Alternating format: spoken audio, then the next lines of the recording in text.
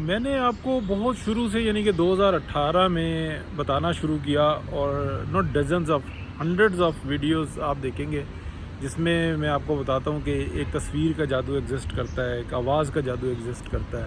تو یہ کیا ٹیکنالوجی ہے؟ یہ بہت زبردست قسم کا ایک زہر ہوتا ہے۔ جب یہ زہر پی لیا جاتا ہے تو پھر انسان کی عقل کام کرنا چھوڑ دیتی ہے۔ سب سے پہلے یہ زہر جو ہے نا پاکستان کے اندر اگر ہم دیکھیں تو ایم کیو ایم کے یعنی کہ ٹیسٹنگ ہوئی کہ ایم کیو ایم بنائی گئی، اس میں بتایا گیا پیر ہے، فلانا ہے، ٹمکانا ہے۔ الطاف حسین صاحب کو آج بھی اگر آزاد الیکشن ہو تو کلین سویپ کریں گے الطاف حسین صاحب کراچی کے اندر۔ لوگ عقل سمجھ شعور سے ہٹ کر جو ہے نا وہ الطاف حسین کے نامزد کردہ کتے، گدھے، گھوڑے، کھچر کو ہی ووٹ دیں گے۔ انسان ہو تو وہ تو علیحدہ بات ہے، لیکن وہ جس کے اوپر ٹکٹ لگا دیں گے اسی کو ووٹ پڑے گا۔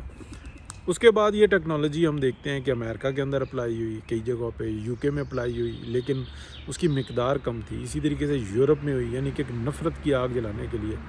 اس میں یعنی کہ ایک سائنس ہوتی ہے کہ انسان کے دماغ کو موف کیا جاتا ہے، اپنی رائے اس کے اوپر تھوپ دی جاتی ہے، پھر وہ ایک خاص چیز کو جو ہے نا عقل اور سمجھ اور شعور سے بالا تر کر دیتا ہے۔ یہی جو ہے نا زینسٹ کے اندر ہے کہ وہ زہر بناتے ہیں اور خود پیتے ہیں۔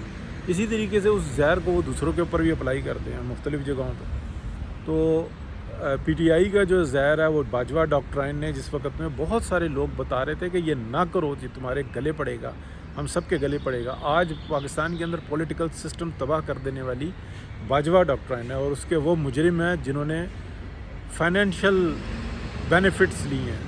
حافظ سید عاصم منیر شاہ صاحب کے بارے میں گارنٹی سے کہہ سکتا ہوں کہ میاں نواز شریف نے جب ان کو ان کے اوپر رضامندی کا اظہار کیا تھا کہ ہاں یہ ٹھیک ہیں، تو پوچھا یہی تھا کہ کیا انہوں نے فائنینشیل کرپشن کی ہے؟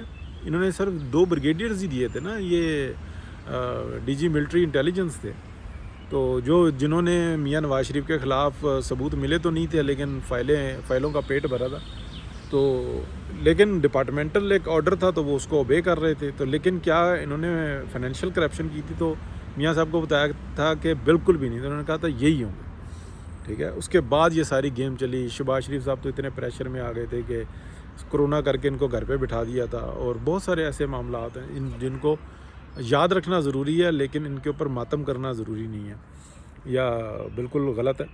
یاد رکھنا ضروری ہے کہ ہمیں یاد رہے کہ کیا ہوا۔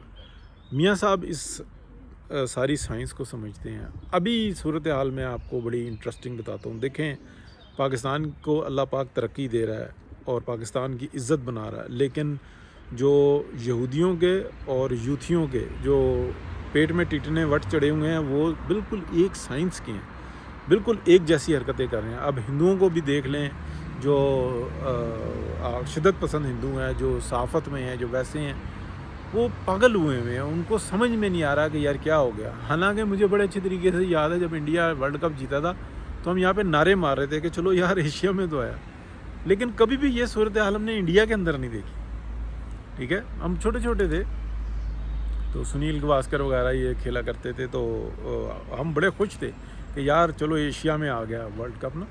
یہ چیز بالکل بھی جو ہے نا یہ زہر کیونکہ پلایا گیا، اور سند وہی ہوتی ہے جو 70-80% ہو، 90% ہو، تو انڈیا کے اندر تو 90% سے بھی زیادہ نے پیا ہوا ہے، تو آہستہ آہستہ کم ہو رہا ہے، لیکن ایسا نہیں کم ہو رہا۔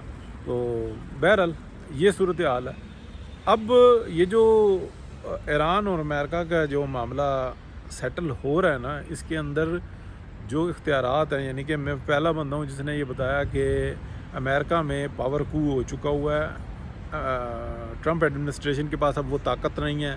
وہ آہستہ آہستہ آپ نے دیکھا کہ اس اطلاع کو دینے کے ایک ہفتے کے بعد تقریباً کتنے بڑے آرمی چیف کو تبدیل کر دیا، کتنا مطلب اتھل پھتل کر کے رکھ دیا، لیکن اس کے باوجود جو عقل سمجھ شعور رکھنے والے لوگ تھے انہوں نے کہا کہ یہ ہم ایسا ہونے نہیں دیں گے، اور یہ ٹیکٹیکل اگر ویپن استعمال ہوگا ہے نیوکلیئر ہی، اس کے مختلف نام رکھ کے یہ سمجھتے ہیں کہ ہم بہت سمجھدار ہیں، ڈرون جانا حلال ہے اور فائٹر جانا حرام ہے، یہ اپنے لیے بڑے بڑے قانون بناتے ہیں۔ تو انہوں نے کہا تھا نہیں، یہ ہمارے پاس ایویڈنسز آ چکے ہوئے ہیں اور یہ سب کچھ بتا دیا گیا ہے کہ امریکہ کے اندر اس کا رسپانس آئے گا، تو یہ بڑے ہی بھیانک ہوگا، پوری دنیا جو ہے نا آگ کی لپیٹ میں آ جائے گی۔ جو زینسٹ ہیں، جو جوئش ہیں، وہ تو اپنے ایک علیحدہ ہی گیم کر رہے ہیں، ان کا حقیقت سے کوئی تعلق نہیں ہے. تو یہ ہے جی ساری سٹوری. میں نے کہا چلیں آپ کے ساتھ بھی شیئر کرتے ہیں.